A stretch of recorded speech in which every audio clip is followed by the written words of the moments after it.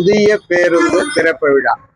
அதனால் மயிலாடுதுறை மாவட்டமே, மயிலாடுதுறை நகரமே அல்லோலகப்பட்டு கொண்டிருக்கிறது. பாவம், வயதானவர்கள், முதியவர்கள், தரைக்கடை வியாபாரிகள் மற்றும் வணிகர்கள், வெளியூரில் இருந்து நவகிரக ஸ்தலத்துக்கு வரக்கூடிய பக்தர்கள் அனைவருமே தினந்தோறும் அல்லல் பட்டு கொண்டிருக்கிறார்கள்.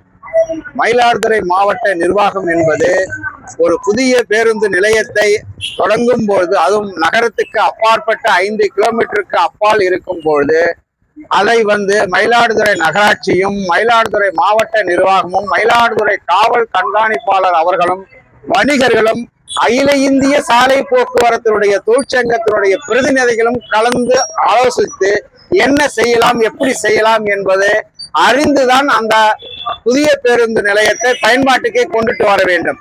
இதை எதையுமே செய்யாமல் எடுத்தோம் கவுத்தோம், அவசர கோலத்தில் அள்ளி தெளித்தோம் என்று இன்றைக்கு மாவட்ட நிர்வாகம் சிரமப்பட்டு கொண்டிருக்கிறது. அதுவும் தற்பொழுது தேர்தல் வேற வந்துவிட்டது. ஏப்ரல் 23 அன்று தேர்தல். இதுவரைக்கும் மயிலாடுதுறை மையப்பகுதியான தபால் பகுதி, இந்த அங்காடி கிட்ட தான் அனைத்து கட்சி தேர்தல் பிரச்சாரங்களும் நடக்கும்.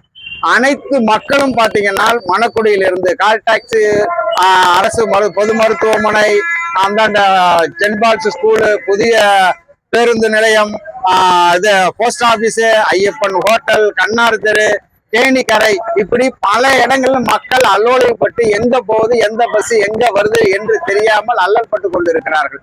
இதை மாவட்ட காவல்துறை என்ன செஞ்சிருக்குன்னா, சாலை போக்குவரத்து பிரதிநிதிகளை அழைத்து என்ன செய்யலாம், எப்படி செய்யலாம் என்று கேள்வி கேட்டிருக்க வேண்டும். அதற்கு தக்க பதில் கொடுத்திருப்பார்கள்.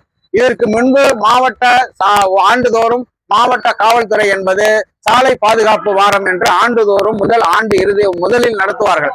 அப்பொழுது மயிலாடுதுறை நகராட்சியில் எங்கெங்கெல்லாம் போக்குவரத்து இடைஞ்சல், அதனால் வாகன ஓட்டிகளுக்கு என்ன பிரச்சனை, வணிகர்களுக்கு என்ன பிரச்சனை, ஆட்டோ தொழிலாளர்களுக்கும் டாக்ஸி தொழிலாளர்களுக்கும் என்ன பிரச்சனை, தள்ளுவண்டி தரக்கடை தொழிலாளர்களுக்கு என்ன பிரச்சனை கலந்து ஆராய்ந்து அதுக்கு தகுந்த மாதிரி அப்பொழுது போக்குவரத்தை ஒழுங்குபடுத்துவார்கள். ஆனால் இப்போ உள்ள அந்த மாவட்ட காவல்துறை என்பது தொடர்ந்து இந்த சாலை பாதுகாப்பு வாரத்தை தொழிலாளர்களை கலக்காமலே அவர்களாவே ஒரு தன்னார்வ தொண்டு நிறுவனங்களை வைத்து நடத்தி விடுகிறார்கள். இது மிகவும் கண்டிக்கத்தக்கது. ஏன்னு கேட்டீங்கன்னா, வாகன ஓட்டிகளுக்குத்தான் தெரியும் மயிலாடுதுறை நகரம் எந்த இடத்தில் போக்குவரத்து நெரிசல் இருக்கு, எந்த இடத்தில் வாகனங்களை ஒன்மைப்படுத்தலாம், இப்படி என்று நிறைய விதிமுறைகள் இருக்கு. ஆனால் இதையெல்லாம் இல்லாமல் தாண்டோண்டித்தனமாக மாவட்ட நிர்வாகம், நகராட்சி நிர்வாகம், காவல்துறை அனைத்துமே சேர்ந்து மயிலாடுதுறை மக்களை அல்லோலப்படுத்துகிறது. வெளியூர்ல இருந்து வரும் மயிலாடுதுறை மக்களையும் அல்லல்படுத்திக் கொண்டிருக்கிறது. இது வன்மையாக கண்டிக்கத்தக்கது.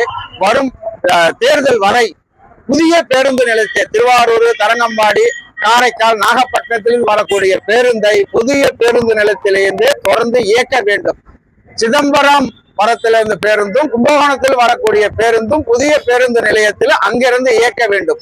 புதிய பேருந்து நிலையத்திலிருந்து ஜங்ஷன் வரைக்கும் நகர பேருந்து, அதாவது டவுன் பஸ்ஸுகளை இயக்க வேண்டும் எந்த நேரமும். அப்பொழுதுதான் மக்கள் மயிலாடுதுறையில் நெருக்கடி இல்லாமல் எங்கும் அலையாமல் எப்பொழுதும் போல இருப்பார்கள்.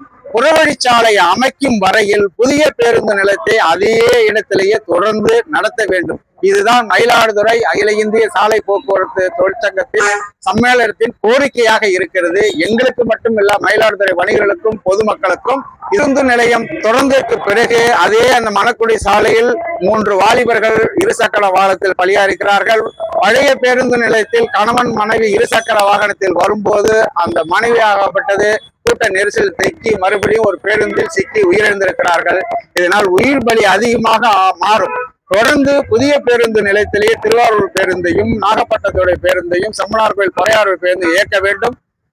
கும்பகோணம் பேருந்தையும், சிதம்பரம் கடல் சென்னை வாழ பேருந்தையும் புதிய பேருந்தில் இயக்க வேண்டும்.